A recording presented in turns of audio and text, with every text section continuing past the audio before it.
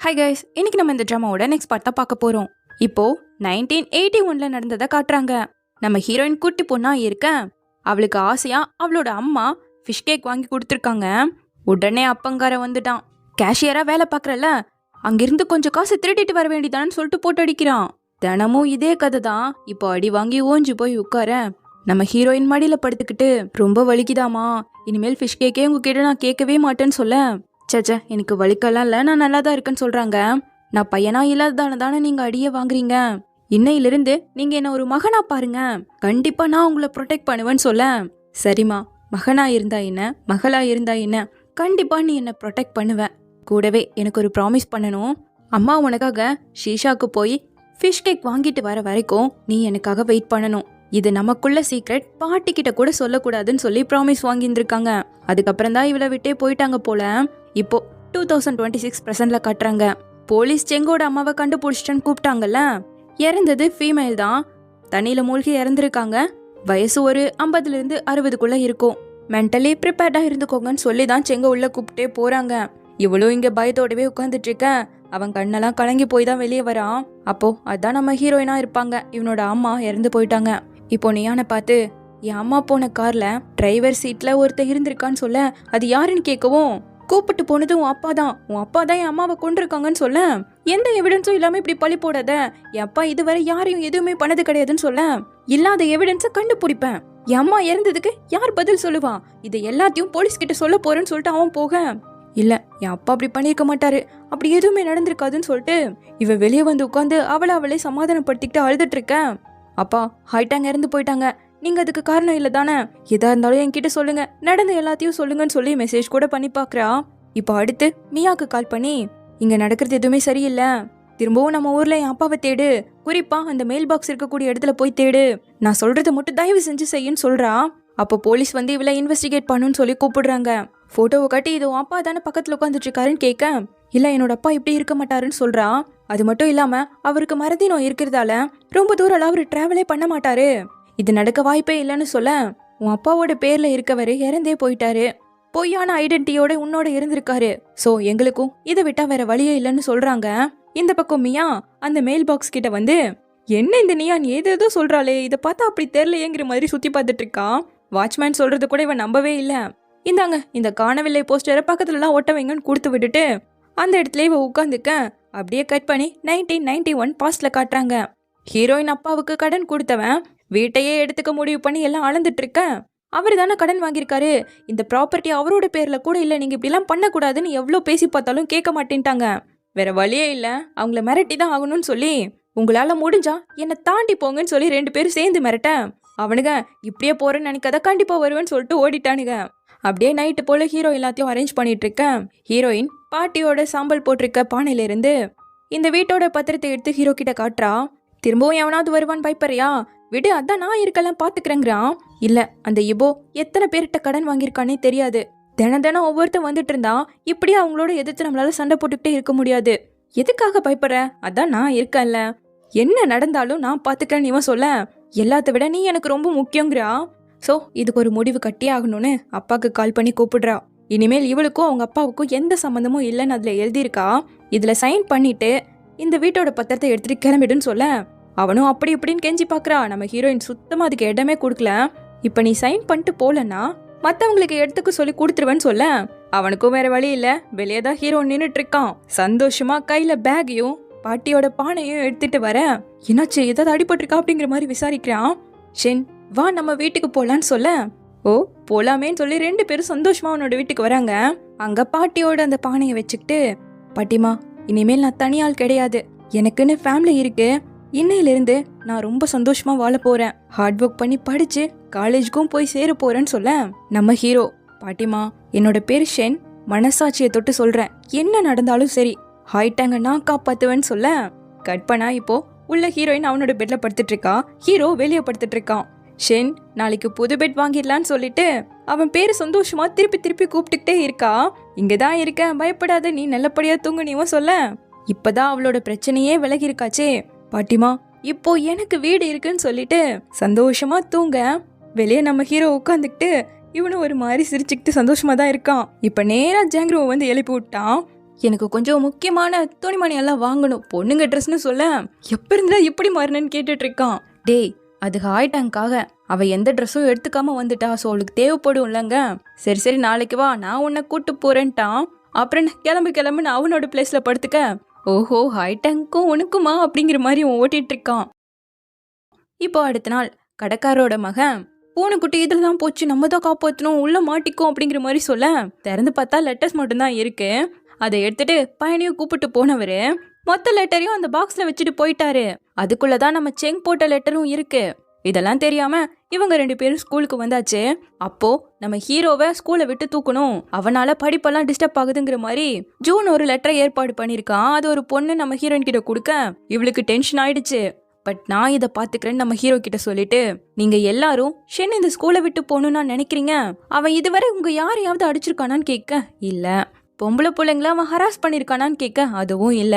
அவன் இங்க சேர்ந்ததுக்கு அப்புறமா உங்க மார்க் ஏதாவது கம்மியாகி இருக்கா, அவனால உங்க யாருக்குமே பிரச்சனை இல்லாத போது அவனை எதுக்கு ஸ்கூலை விட்டு தூக்கணும்னு நினைக்கிறீங்க? ஓ, படிக்காத பையங்கிறதாலயா? நான் அவனுக்கு சொல்லி தரேன், 2 பேரும் சேர்ந்தே இம்ப்ரூவ் ஆகும்னு சொல்ல, அவன் ஒரு கருப்பாடுங்கிற மாதிரி இவன் சொல்லவும், பொண்ணுங்க பசங்களை எல்லாம் கிண்டல் பண்ணிட்டு திரியிறியே, நீ தாண்டா கருப்பாடுன்னு திட்டுறா. இனிமேல் இந்த மாதிரி வேலையை பண்ணவே கூடாது, எல்லாரும் படிக்கிறதுக்காக தான் வந்திருக்கோம், அந்த வேலையை மட்டும் பார்ப்போம்னு சொல்லிட்டு அதை கிழிச்சு போட்டு வந்து உட்கார ஹீரோவில் பார்த்து ப்ரௌடா ஸ்மைல் பண்றான். தென் ஸ்கூல் முடிஞ்சதும் நேரா மெயில் பாக்ஸுக்கு தான் வந்து ரிப்ளை லெட்டர் இன்னும் வரலையே அப்படிங்கிற மாதிரி செக் பண்ணி பாக்குறாங்க. ஆனா ஹீரோயினோட ஓனர் எடுத்து வச்சது இவளுக்கு தெரியாது. வா நம்ம பெட் வாங்க போலான்னு கூப்பிட, அதை நான் பாத்துக்கிறேன், இப்போ ஜாங்க்ரோ ஷாப்பிங் போறதுக்கு கூப்பிட்டான், ஸோ நான் போயிட்டு வரேன்னு சொல்லிட்டு அவனோட சேர்ந்து ஒரு கடைக்கு வந்து அழகான ட்ரெஸ் எல்லாம் பார்த்து எடுத்துட்டு கிளம்ப, நீ போடா எனக்கு முக்கியமான வேலை இருக்குன்னு சொல்லி ஜாங்க்ரோ திரும்பவும் அந்த கடைக்கு வந்து, சுசிக்கு இந்த ட்ரெஸ் போட்டா நல்லா இருக்கும்னு சொல்லி கொஞ்சம் கம்மி பண்ணுங்களேன்னு சொல்லிட்டு கடைக்காரர்கிட்ட ரொம்ப கெஞ்சுறான்.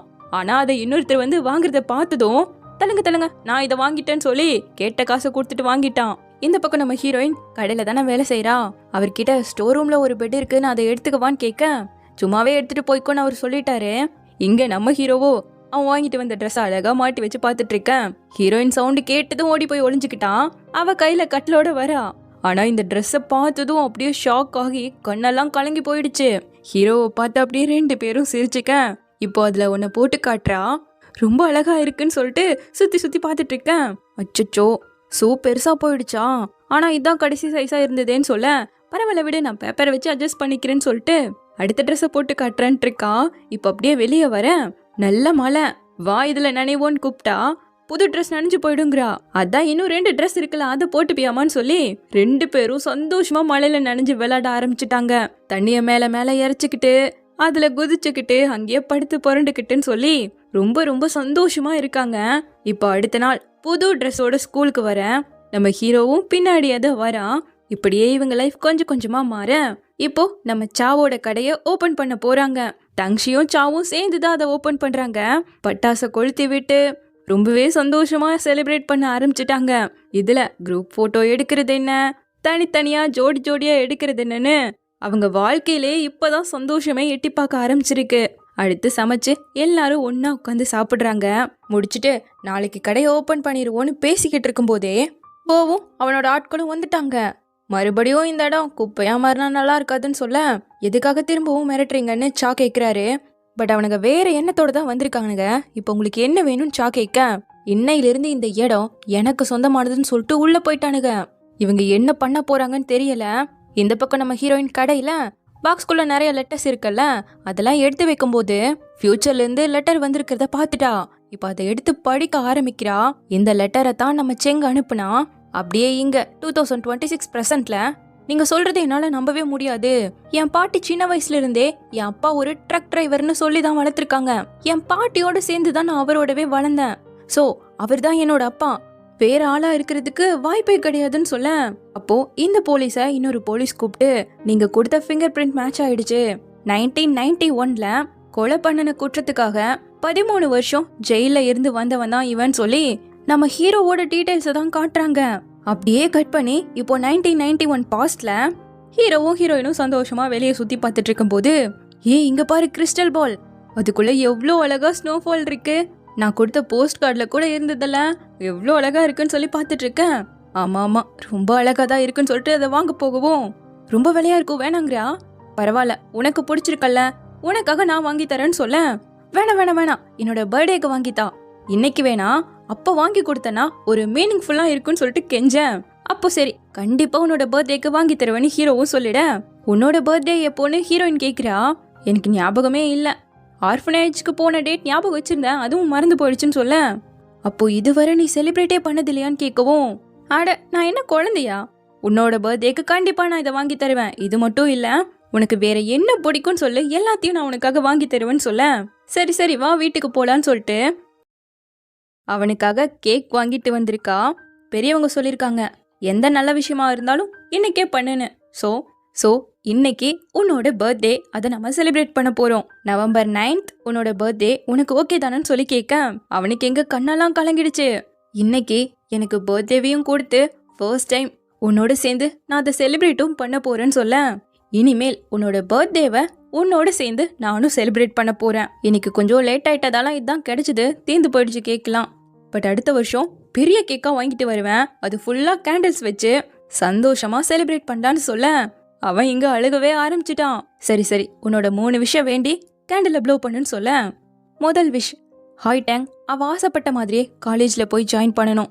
2வது விஷ், ஹாய் டேங் எப்பவும் ஹெல்த்தியாவும் ஸ்ட்ராங்காவும் இருக்கணும். 3வது விஷ், ஹாய் டேங் இந்த லைஃப்ல நல்லபடியா வாழணும்னு சொல்ல. இப்படி அவனுக்காக எதுவுமே வேண்டாம அவளுக்காக மட்டுமே வேண்டதால ஷென் எப்பவும் ஒவ்வொரு நாளும் சந்தோஷமா இருக்கணும்னு சொல்லிட்டு 2 பேரும் ஒன்னா அந்த கேண்டில ஊதி அணைக்கிறாங்க. அப்படியே கட் பண்ணா இந்த டைம் டிராவல் பண்ணி வர லெட்டர்ஸ் எல்லாம் இல்லாம நார்மலா இவங்களோட லைஃப்ல என்ன நடந்ததுங்கிறத காட்டுறாங்க. 2 பேர் உடம்பு முழுக்க ரத்தம், ஃபுல்லா காயமா இருக்கு. நம்ம ஹீரோ அவளை பார்த்து, நீ வீட்டுக்கு போய் ட்ரெஸ் சேஞ்ச் பண்ணிக்கோ, இத பத்தி உனக்கு ஒண்ணுமே தெரியாது, நீ இந்த இடத்துக்கு வரவே இல்லைன்னு சொல்ல. நீ என்ன பிளான் போட்டிருக்கன்னு கேட்கவும், எந்த பிளானும் கிடையாது, நீ போன்னு சொல்லி கத்த. நான் போக மாட்டேன், எதுவா இருந்தாலும் 2 பேரும் சேர்ந்தே ஃபேஸ் பண்ணுவோம். அவங்க தான் நம்மள அழிக்க பார்த்தாங்க, நம்ம எந்த தப்பும் பண்ணல. எதுவா இருந்தாலும் நம்ம 2 பேரும் சேர்ந்தே ஃபேஸ் பண்ணுவோம்னு சொல்ல. இங்க நம்மங்கிற வார்த்தைக்கு இடமே கிடையாது. நான் மட்டும்தான். உனக்கு பிரைட்டான ஃபியூச்சர் இருக்கு, நீ காலேஜ்க்கு போகணும், எனக்காக நீ தான் நல்லபடியா வாழணும்னு சொல்லிட்டு நம்ம ஹீரோயினை விட்டுட்டு நேரா போலீஸ் ஸ்டேஷனுக்கு வந்து, நான் ஒருத்தரை கொன்னுட்டேன்னு சொன்னதுமே ஹீரோக்கு ஹேண்ட் கஃப்லாம் போட்டுட்டாங்க. ஆனா அந்த இடத்துக்கு நம்ம ஹீரோயின் வந்துட்டா. நீ இங்க என்ன பண்ற ஹாய் டேங், நான் கேட்டதுக்கு பதில் சொல்லுன்னு இவன் கத்த. சார் நானும் தான் அந்த இடத்துல இருந்தேன், அவங்க தான் எங்களை அழிக்க பார்த்தாங்க, நானும் அங்கதான் இருந்தேன்னு இவ சொல்ல. கடைசியில அவ ஒரு இன்னசென்ட், அவ எந்த தப்பு பண்ணலன்னு சொல்லிட்டு அப்படியே 2 பேரையும் கத்த பிரிச்சு விட்டுட்டாங்க. அடுத்த நாள் ஹீரோவை மீட் பண்ணுன்னு சொல்லிட்டு போலீஸ் ஸ்டேஷனுக்கு வந்திருக்கா. பட் ஹீரோ நம்ம ஹீரோயினை பாக்குறதுக்கே ஒத்துக்கல. இருந்தாலும் அவனுக்கு ஒரு லெட்டரை போட்டாலும் அடுத்த நாளும் அவனை பாக்குறதுக்கு வந்துட்டா. போலீஸ் வந்து, அவ இன்னுமே உன்னை பாக்குறதுக்கு வரமாட்டேங்கிறான், இந்த லெட்டரை கொடுக்க சொன்னான்னு கொடுத்துட்டு போயிட. அதுல, ஹாய் டேங் இனிமேல் என்னை பார்க்க வராத, எனக்காக வெயிட் பண்றதை விட்டுட்டு நீ ஸ்கூலுக்கு போ, நம்ம ஆல்ரெடி போட்ட அக்ரிமெண்ட்டை மறந்துட்டியா, இந்த ஊரை விட்டு போய் உன்னோட வாழ்க்கை நல்லபடியா மாறணும்ல, எனக்காக நீ நல்லபடியா வாழணும், இனிமேல் என்னை பார்க்க வராத, இதுக்காக நீ வருத்தப்படாத, இதுதான் என்னோட விதி, நானே இதை நினைச்சு வருத்தப்படல, பட் எனக்கு பண்ண ப்ராமிஸை மட்டும் நீ மறந்துடாத, எனக்காக நீ தான் நல்லபடியா வாழணும், அப்பதான் நான் செஞ்சது எதுவுமே வேஸ்டா போகாதுன்னு அதுல எழுதியிருக்க. அவளும் அதை அந்த குக்கி பாக்ஸ்ல போட்டு வச்சுட்டு அப்படியே படிக்க ஆரம்பிச்சிட்டா. நம்ம ப்ராமிஸை காப்பாத்துறதுக்காக நான் திரும்பவும் படிக்க ஆரம்பிச்சிட்டேன், நீ இல்லாத ஒவ்வொரு நாளும் ரொம்ப ஸ்லோவா போகுதுன்னு இடையில ஹீரோக்கு லெட்டர் போட்டுக்கிட்டு தான் இருக்கா. இதுல மழை வந்ததும் ஃபுல்லா ஒழுக ஆரம்பிச்சிட நோட்டையெல்லாம் அப்படியே கவர் பண்ணி வச்சுக்கிட்டு தனியா இருக்கா. அப்படியே அவளோட எக்ஸாமே நல்லபடியா நடந்து முடிய அவ ஆசைப்பட்ட மாதிரியே காலேஜ்ல இருந்து அட்மிஷன் லெட்டரும் வந்துருச்சு. அதை எடுத்துக்கிட்டு ஆசாசியா நேரா ஜெயிலுக்கு தான் வந்து பாக்குறா. ஆனா அங்க எல்லாத்தையும் இடிச்சுக்கிட்டு இருக்காங்க. பழசாயிடுச்சுன்னு இங்க இருந்து ஜெயில் கைதி எல்லாம் வேற பக்கம் போட்டாங்களாமா. சோ போலீஸ் கிட்ட வந்து விசாரிக்க, நீ அவங்களோட ஃபேமிலியா இருந்தா மட்டும்தாமா சொல்ல முடியும், வெளியாளுக்கெல்லாம் சொல்ல மாட்டேன்னு சொல்லிட்டாங்க. சோ இப்போ சோகமா அந்த அட்மிஷன் லெட்டரை பார்த்துக்கிட்டே, ஷென் நான் காலேஜ்க்கு போக போறேன், இதை நீ தெரிஞ்சுப்பன்னு நம்புறேன், பட் நீ இப்போ எங்க இருக்குன்னு சொல்லிட்டு அவ இந்த ஊரை விட்டே கிளம்பிட்டா. ஒரு வழியா இந்த இடத்த விட்டே போறேன், கூடவே மொத்தமா உன்னையும் விட்டு போறேன்னு சொல்லிட்டு 4 வருஷம் ஓடிடுச்சு.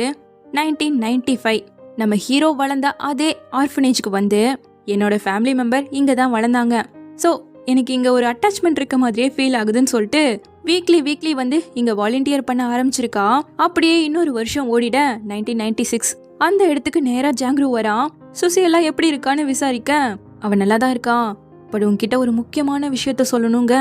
என்னது, ஷென்னை பத்தியா நீ கேக்குறா? ஆமா, ஷென்னுக்கு ரொம்ப உடம்பு முடியாம போயிடுச்சு, ஷென் மொத்தமா நம்மள விட்டே போயிட்டான்னு சொல்ல இவளால ஏத்துக்கவே முடியல. விடு, நான் உன்னை பார்க்க போறேன்னு சொல்லிட்டு குதிக்க, நீ எப்போ ரெடி ஆகுறியோ இந்த அட்ரஸ்க்கு போ, அங்க போய் பாருன்னு சொல்லிட்டு அவன் கிளம்பிட்டான். அவன் கொடுத்த அட்ரஸ்ல நம்ம ஹீரோவோட கல்லறை தான் இருக்கு. இவளுக்கு எப்படி இருக்கும்? ஷென், உனக்காக நான் நல்லா வாழ்றேன், ஆனா நீயே இல்லாம என்னால எப்படி வாழ முடியும்? இந்த வாழ்க்கையே வேணான்னு அவ கடல்லையே இறங்கிட்டா. ஆனா அவளுக்கு அப்போ ஹீரோ சொன்ன ஒவ்வொரு வார்த்தையும் தான் ஓடிக்கிட்டே இருக்கு. உன்னை காப்பாத்தினதுக்கு காரணம் நீ நல்லபடியா வாழணும், உனக்கு ஹெல்ப் பண்ணணும்னு நினைச்சேன்னு சொன்னது, நான் உன்னோட ஃபேமிலியா இருக்கலாமான்னு அவன் கேட்டது, வா நம்மளோட வீட்டுக்கு போலான்னு 2 பேரும் சந்தோஷமா போனது. ஒரு நாள் உன்னை நான் ஆபத்துல விட்டுட்டேன்னா ஓடிடு, உன்னால முடிஞ்ச வரைக்கும் இங்கிருந்து ஓடிடுன்னு அவன் சொன்னது. என்னதான் நம்ம பிரிஞ்சாலும் அது கொஞ்ச நாளைக்கு தான், நான் உயிரோட இருக்க வரைக்கும் கண்டிப்பா உன்னை தேடி வருவேன், அவளுக்காக அவன் விஷ்மேக் பண்ணுதுன்னு சொல்லி கடைசியா எனக்காக நீ நல்லபடியா வாழணும்னு தானே அவன் கேட்டுக்கிட்டே இருப்பான். அவ்வளவுதான், அப்படியே திரும்பி ஓடி வந்துட்டா. புதைச்சு வச்சிருந்த அந்த குக்கி பாக்ஸ்ல இருந்து பாவம் ரொம்ப ரொம்ப அழுக ஆரம்பிச்சிட்டா. அப்படியே கட் பண்ணி 2005 நம்ம ஹீரோ உயிரோடு தான் இருக்கான், போய் சொல்லியிருக்கான். அவனோட தண்டனை காலம் முடிஞ்சு ரிலீஸ் ஆகுறான். இது உனக்கு சம்பந்தப்பட்ட பொருள்னு கொடுக்கும்போது நம்ம ஹீரோயின் அவன் உயிரோட இல்லைனாலும் தொடர்ந்து லெட்டர்ஸ் போட்டுக்கிட்டே இருந்திருக்கா. அதையெல்லாம் எடுத்துட்டு வந்தவன் எரிச்சிட்டான். ஆனாலும் மனசு கேட்காம பாதியிலே ஒன்னு அணைச்சு உள்ள இருக்கிறத படிக்கிறான். ஷென், இன்னைக்கு திரும்பவும் உன்னோட பர்த்டே வந்துருச்சு, ஹாப்பி பர்த்டே. விஷ்மேக் பண்ணியா? நம்ம வீட்டிலேக்கான குறைய நானே சரி பண்ணிட்டேன். எவ்வளோ இம்ப்ரெசிவ்ல. உனக்கு பண்ணி கொடுத்த ப்ராமிஸையும் நான் காப்பாத்திக்கிட்டே தான் இருக்கேன். இப்ப காலேஜ்க்கு போயிட்டேன், உனக்காக நான் நல்லபடியா வாழ்ந்துட்டு இருக்கேன், உனக்காக தான் வெயிட் பண்ணிட்டும் இருக்கேன்னு அதுல எழுதியிருக்கேன். அதை மட்டும் அந்த பாக்ஸ்ல போட்டு எடுத்துக்கிட்டு முதல் இவனுக்காக ஒரு ஐடியா அப்ளை பண்றான். அதுக்காக போட்டோலாம் எடுத்துக்கிட்டு நேரா ஜாங்க்ரோவை பார்க்க தான் வரான். கிட்டத்தட்ட 13 வருஷம் கழிச்சு ஜெயில இருந்து வந்திருக்கான் இல்லையா. நம்ம ஜாங்க்ரோவோட வாழ்க்கையே மாறிடுச்சு. சுசிய கல்யாணம் பண்ணி அழகான ஒரு பையன் இருக்கான். 3 பேரும் ஒன்னா ஒரு கடையை போட்டு நடத்திட்டு இருக்காங்க. இப்போ நம்ம ஜாங்க்ரோ ஹீரோவை பார்த்ததும் தனியா வந்து தான் 2 பேரும் பேசிக்கிறாங்க. இவன் சா எல்லாருமே ஜெயிலுக்கு படுதான் வந்திருக்காங்க அவங்க பண்ண தப்புகளுக்காக. சரி, அடுத்து என்ன பண்ண போற? 3 பேர் ஒன்னா இருக்கலாம்னு சொல்லிட்டு ஜாங்க்ரோ சொல்ல வர, சச்சா வேணாம், நீங்க சந்தோஷமா வாழ்ந்துட்டு இருக்கீங்க, சுசியும் பாவம் கஷ்டப்படுவா, நான் பாத்துக்கிறேன் என்னன்னு சொல்லும் போது, விட்றா எல்லாமே சரியாயிடும், பாரு என் மகன் இந்த வயசுலயே எங்களுக்கு ஹெல்ப் பண்றானா பாத்துக்கோவே, சீக்கிரமாவே ஸ்கூலுக்கு போயிடுவான்னு சொல்லும் போது, ஆமாமா அவனை நல்லபடியா படிக்க வைங்கிறான், கண்டிப்பா காலேஜ்லாம் படிக்க வைப்பான்னு சொல்லிட்டு ஜாங்க்ரோ சாவை மீட் பண்ணியே 7 வருஷம் ஆயிடுச்சாமா. சுசி பிரெக்னென்ட் ஆனதால தொடர்ந்து அவர் கூட வேலை பார்க்க முடியாம இவனுக்கு போயிடுச்சு. பரவாயில்ல போ, நான் பாத்துக்கிறேன்னு சொல்லிட்டு போனவர் தான் இப்ப அவரை பார்த்து 7 வருஷம் ஆயிடுச்சு. பட் அவர் அவரோட சொந்த போட்ல ஜாலியா கடல்ல சுத்திக்கிட்டு தான் இருப்பாரு. அப்புறம் உனக்காக என்கிட்ட காசு கூட கொடுத்துட்டு போயிருக்காருன்னு சொல்ல, எந்த காசுன்னு கேக்குறான். அவர் உன்கிட்ட கடன் பட்டதா சொல்லி தான் கொடுத்தாருன்னு சொல்லும் போது அழுகையே வந்துடுச்சு. பரவாயில்ல நீயே வை, நான் வெளியூருக்கு போக போறேன், என் ஃப்ரெண்டுக்கு பண்ணி கொடுத்த சத்தியத்தை காப்பாற்ற போகணும்னு சொல்ல, நம்ம ஹீரோயின் அவளோட நம்பரை இவன்ட்ட கொடுத்துட்டு போயிருக்கா. அதை கொடுத்து, பாவம்டா வருஷம் உன்னோட கல்லறைக்கு வந்து பாவம் அழுதுகிட்டே போவா தெரியுமா, என்ன பண்றது ஜாங்க்ரோ, அந்த ஷென் எப்போவோ செத்து போயிட்டான்னு சொல்ல, எனக்கும் தெரியும், இனிமேல் நீ அவளை பார்க்கவே போறது இல்லையான்னு கேட்கும்போது, நான் பார்க்கவே மாட்டேன், கவலைப்படாத நீ போ, சுசி உன்னை தேடுவான்னு சொல்லிட்டு அவனை அனுப்ப, பார்த்திருடான்னு சொல்லும்போது ஓடி வந்து கட்டி பிடிச்சு, நீயும் பத்திரமா இருடா, எதுவா இருந்தாலும் எனக்கு கால் பண்ணுன்னு சொல்லிட்டு போறான். இப்போ ஜாங்க்ரோ சுசி பையனு 3 பேரும் வண்டியை தள்ளிட்டு போகும்போது, அம்மா நான் ஸ்ட்ராங்கா இருக்கேன், நீங்க தள்ளாதீங்க, நான் பாத்துக்கிறேன்னு பையன் சொல்லிட்டு இருக்கான். ஸோ இப்படி ஜாங்க்ரோக்கு ஒரு அழகான ஃபேமிலி இருக்க. இதெல்லாம் சந்தோஷத்தோட பார்க்கும்போது இவன் சா ஜாங்க்ரோன்னு 3 பேரும் போட் வாங்கி பிஸ்னஸ் பண்ணுவோன்னு அந்த வழியா பேசிட்டு போனதெல்லாம் இவன் கண்ணு முன்னாடி வந்து போகுது. இப்போ சா அவர் ஆசைப்பட்ட மாதிரியே அவரோட சொந்த போட்ல தான் மீன் பிடிச்சிட்டு இருக்காரு கடல்ல. இப்ப நேரா நம்ம ஹீரோ அவனோட கல்லறைக்கு தான் வரான். அந்த இடத்துல கேக்லாம் இருக்கிறத பார்த்துட்டு, இப்பதான் அந்த பொண்ணு வந்துட்டு போடானான்னு கேட்கும்போது, வருஷம் தவறாம இந்த அன்னைக்கு வந்துருவா, அவதான் அதெல்லாம் கிளீன் பண்ணி வச்சுட்டு போவான்னு சொல்ல, ஓடி போய் பாக்குறான். ஹீரோயின் ஆல்ரெடி கிளம்பிட்டா. அப்படி பார்த்தா இன்னைக்கு நவம்பர் 9 தான் இருக்கும். இப்போ திரும்ப வந்து ஹீரோயின் வச்சுட்டு போன அந்த கேக்கை எடுத்து, இனிமேல் வருஷம் உன்னோட பர்த்டேவை உன் கூட சேர்ந்து நானும் செலிப்ரேட் பண்ண போறேன், ரொம்ப லேட் ஆனதால கேக் குட்டியா போயிடுச்சு, பட் அடுத்த வருஷம் பெரிய கேக் வாங்கி சந்தோஷமா செலிப்ரேட் பண்ணலான்னு அவ சொல்லியிருப்பாள்ல, அதெல்லாம் நினைச்சு ரொம்ப அழுதுகிட்டே அந்த கேக்கை சாப்பிடுறான். இப்போ நம்ம ஜாங்க்ரோ கொடுத்த அந்த நம்பருக்கு ஹீரோயினுக்கு கால் பண்றான். கையே வரல, அவனே ஃபோர்ஸ் பண்ணி தான் கூப்பிடுறான். பட் எடுக்கிறது ஹீரோயினோட பையன். என்னாச்சு செங், யார் அது?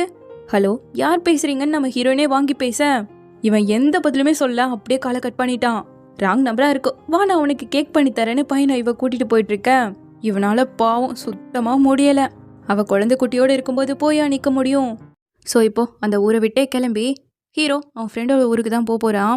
அப்போ வழியில ஸ்னோ பொழிய ஆரம்பிக்கும் போது, நான் காசு சம்பாரிச்சதும் நம்ம 2 பேரும் சேர்ந்து ஜாலியா டிராவல் பண்ணலாம்.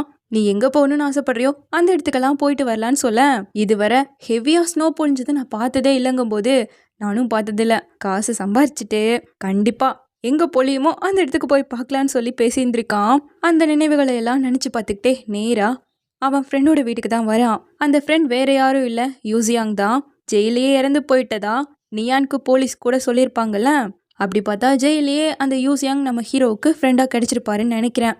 ஸோ அவன் சொன்ன அட்ரஸுக்கு நேராக வரான்.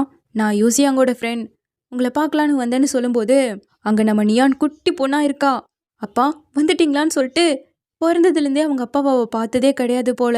இப்போ நைட் ஹீரோ தான் குக் பண்ணி தரான். 3 பேரும் ஒன்றா உட்காந்து சாப்பிடும்போது, அப்பா பாட்டி நீங்கள் பெரிய ட்ரக்லாம் ஓட்டுவீங்கன்னு சொன்னாங்க.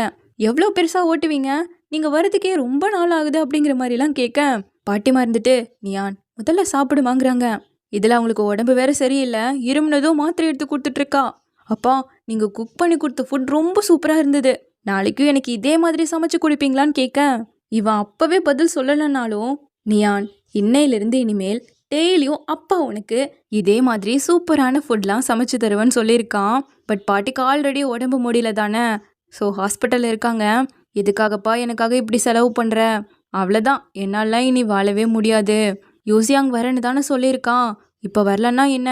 உன் வாழ்க்கையை போய் பாருப்பா, இங்கே கூட இருக்க வேணான்னு சொல்ல. முடியாதுமா, எனக்கு வீடும் கிடையாது, அம்மாவும் கிடையாது, யாருமே இல்லை. நான் உங்களை நல்லா பார்த்துக்கிறேன். யூசியாங் போல என்ன உங்கள் மகனா ஏற்றுக்கிறீங்களா? நியானையும் உங்களையும் நான் நல்லபடியாக பார்த்துப்பேன்னு சொல்லியிருக்கான். பட் கொஞ்ச நாள்லேயே பாட்டி ரொம்ப முடியாமல் போனதால இறுதி சடங்குக்கு ஏற்பாடு பண்ணிருங்க டாக்டர் சொல்லிட்டாங்க. ஸோ எல்லாத்தையும் முடிச்சுட்டு ஹீரோ கிளம்பிட்டான். எங்கப்பா போகிறோன்னு கேட்க, நீ படிக்கணும்ல, அந்த ஊரில் பெரிய பெரிய அப்பார்ட்மெண்ட்லாம் இருக்குது, அங்கே தான் வாழ போகிறோன்னு சொல்லிட்டு கூப்பிட்டு வரான். அப்போது பெரிய பெரிய கப்பல்லாம் நின்றுட்டுருக்கேன். எப்போ நாம் அதில் போக போகிறோன்னு கேட்கும்போது, உனக்கு இதெல்லாம் பிடிக்குமான்னு கேட்க, ஆமாம் ரொம்ப பிடிக்குங்கிறா. அப்போது கொஞ்ச நாள் இங்கே தங்கி அந்த கப்பலை வாங்கி ஜாலியாக அதில் பயணம் பண்ணலான்னு சொல்ல, ரொம்ப சந்தோஷத்தோட, அப்பா நீங்கள் எங்கே போனாலும் சரி நான் உங்களோடவே தான் இருப்பேன், வாங்க நம்மளோட பயணத்தை தொடருவோன்னு சொல்லிட்டு ஹீரோவோட இன்னொரு புது வாழ்க்கை இப்படி தான் ஆரம்பிச்சிருக்கு. ஒரு வேலையும் கிடைக்குது, கம்மியான பணம் கொடுத்தாலும் கிடைக்கிற வேலையை செஞ்சுருக்கான். எவ்வளோ ஹார்ட் ஒர்க் பண்ணாலும் நியானோட அவ்வளோ சந்தோஷமாக வாழ்ந்திருக்கான். நம்ம நியானும் கொஞ்சோடு அப்படியே வளர்ந்துட, இன்னைக்கு தான் ஃபர்ஸ்ட் டே ஸ்கூலுக்கு போகிறேன். டீச்சர் சொன்னபடி கரெக்டாக கேட்டு நல்லபடியாக படிக்கணும், பெல் அடித்தாதான் நீ பாத்ரூம்க்கெலாம் போகணும்னு சொல்லி கொடுக்க, அப்பா நீங்கள் சின்ன வயசாக இருக்கும்போது உங்கள் டீச்சர் சொன்னதையெல்லாம் கேட்டுக்கிட்டு தான் இருந்தீங்களா? அவங்க சொன்னதெல்லாம் கரெக்டாக தான் இருக்குமான்னு கேட்க, நானா ஆமாம்மா நான் டீச்சர் சொன்னபடி தான் நடந்துக்கிட்டேன், அவங்க சொல்கிறது எல்லாமே கரெக்டாக தான் இருக்கும், நீயும் அவங்க சொன்னபடி கேட்டு நல்லபடியாக படிக்கணும்னு சொல்லிட்டு அப்படியே பொண்ணு ஸ்கூலுக்கு போக ஆரம்பிக்க. இப்போ நம்ம ஹீரோ சம்பளத்தை வாங்கிட்டு வரும்போது மேங்கிற ஒரு பொண்ணு வராங்க. இவங்க நம்ம ஹீரோவுக்கு ஒரு நல்ல ஃப்ரெண்டு. நான் கொஞ்சம் வெளியூர் போக வேண்டியது இருக்கு, நியானை மட்டும் பார்த்துக்கோன்னு சொல்லி கேட்குறான். கவலையப்படாதனா பார்த்துக்கிறேன்னு சொல்லிட்டு கொடுக்குற காசை கூட வேணவே வேணான்னு சொல்லிட்டு பிள்ளை சாயந்தரம் விட்டுட்டு போன்னு சொல்லிட்டு போயிட்டு இருக்காங்க. இப்போ நம்ம ஹீரோ வர்றது அவனோட கல்லறைக்கு தான் ஹீரோயினை பார்க்கறதுக்காக. ஏன்னா இன்னைக்கு அவனோட பர்த்டே. நம்ம ஹீரோயின் கரெக்டாக அந்த இடத்துல தான் இருக்கா. அந்த கல்லறையெல்லாம் க்ளீன் பண்ணி விட்டுட்டு வாங்கிட்டு வந்த கேக்கு பொக்கே எல்லாம் வச்சுட்டு, ஹாப்பி பர்த்டே ஷென், உனக்கு பண்ணி கொடுத்த சத்தியத்தை நான் நல்லபடியாக காப்பாற்றிட்டு இருக்கேன். ஏன்னா இப்போ நான் ரொம்ப நல்லா வாழ்ந்துட்டு இருக்கேன். லாஸ்ட் மந்த் ஸ்னோஃபால் கூட பார்த்தேன் தெரியுமா, ரொம்ப அழகாக இருந்தது. நமக்காக என்னோட பெஸ்ட்டை கொடுத்து ட்ரை பண்ணி நான் நல்லபடியாக வாழ்ந்துட்டு இருக்கேன். ஐ ஹோப் ஹெவன்லேருந்து நீ இதை பார்ப்பன்னு நான் நம்புகிறேன். எனக்காக நீ பண்ண எதுவுமே வேஸ்ட்டாக போகாது. இங்கே பாரு ஷென், லைஃபுங்கிறது ரொம்ப பெருசு, கண்டிப்பாக நம்ம திரும்பவும் மீட் பண்ணுவோம். ஹாப்பி பர்த்டே ஷென், ஒவ்வொரு நாளும் நீ சந்தோஷமாக வாழணும்னு சொல்லிட்டு அழுதுகிட்டே அந்த இடத்த விட்டு போக, இது எல்லாத்தையும் நம்ம ஹீரோ ஒளிஞ்சு நின்று கேட்டுக்கிட்டு அழுதுகிட்டு தான் இருக்கான். மறைஞ்சு நின்று அவள் போகிறதையும் பார்த்துக்கிட்டு தான் இருக்கான். இப்போ அப்படியே திரும்ப ஊருக்கு வந்து வேலைக்கெல்லாம் போக ஆரம்பிச்சாச்சு. அப்போ வந்துமே இன்டைரக்டாக அப்ரோச் தான் பண்ணுறா ஹீரோ கிட்ட. அவளுக்கு நம்ம ஹீரோவை பிடிச்சிருக்கு. பட் இது தெரிஞ்சதும் நம்ம ஹீரோ, நீ என்கிட்டயும் நியான்கிட்டயும் ரொம்ப கைண்டாக நடந்துக்கிறதுக்கு தேங்க்ஸ், பட் எனக்கு இன்னொரு கல்யாணம் பண்ணுறதுல விருப்பம் கிடையாது. ஸோ உன்னோட டைமை வேஸ்ட் பண்ணாதன்னு சொல்லிட. சேச்சா அப்படிலாம் இல்லை, நீ சொல்கிறதும் எனக்கு புரியுது, நம்ம இதே போல் ஃப்ரெண்ட்ஸாகவே இருப்போமே, தேவைப்படும் போது நியானை கொண்டு வந்து விடு, நான் அவளை பார்த்துக்கிறேன்னு சொல்லிட்டு கிளம்புறா. ஸோ இப்போ அப்படியே கட் பண்ணா அடுத்த வருஷம் நவம்பர் 9th ஹீரோவோட பர்த்டே. எப்பவும் போல நம்ம ஹீரோயின் அவனோட கல்லறைக்கு தான் வந்திருக்கா. இப்படியே பல வருஷம் ஓடிட வயசே ஆனா கூட அந்த நவம்பர் 9th நம்ம ஹீரோயின் அந்த கல்லறைக்கு தான் வருவா. இதை எப்பவும் போல நம்ம ஹீரோ ஒளிஞ்சு நின்று தான் பார்ப்பாரு. கேக் புக்கே எல்லாம் வச்சுட்டு ஹாப்பி பர்த்டே ஷென்னு சொல்லிட்டு போக அதை எவ்வளோ மன வருத்தத்தோட ஒளிஞ்சு நின்று பார்த்தாலும் ஒரு நாள் கூட அவங்களுக்கு முன்ன போய் நின்னதே கிடையாது. வருஷம் வருஷம் அவங்க அந்த இடத்துக்கு வந்து கேக் வச்சுட்டு போனதுக்கு அப்புறமா ஹீரோ பயங்கரமா உட்காந்து அழுவாரு. இதுதான் ஹீரோ அண்ட் ஹீரோயின் வாழ்க்கையில ஆக்சுவலா நடந்தது. இப்போ ஃபியூச்சருக்கும் பாஸ்ட்டுக்கும் அந்த மெயில் பாக்ஸ் மூலமா லெட்டர்ஸ் போயிட்டு வர இவங்க 2 பேரோட வாழ்க்கையும் மாற போகுதாங்கிறது தான் கதையே. இப்படியே இந்த எபிசோட் முடியுது. சீக்கிரமாவே இதனோட நெக்ஸ்ட் பார்ட்ல வந்து பார்க்குறேன். தேங்க்யூ.